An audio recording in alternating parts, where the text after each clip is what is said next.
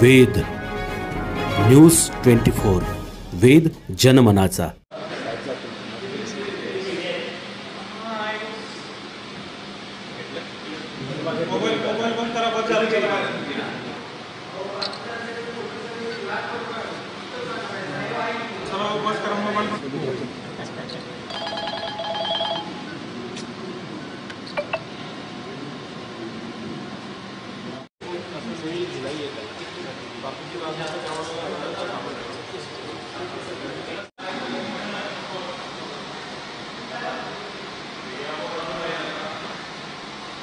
शिवशस्त्र शौर्यगाथा या प्रदर्शनाचं उद्घाटन आहे। त्यानिमित्तानं छत्रपती शिवाजी महाराजांच्या इतिहासामधला एक महत्त्वपूर्ण अशा पद्धतीची वाघनखं आणि अफजल खानाच्या वधासाठी आणि तो एक इतिहासातला महत्त्वपूर्ण भाग आहे।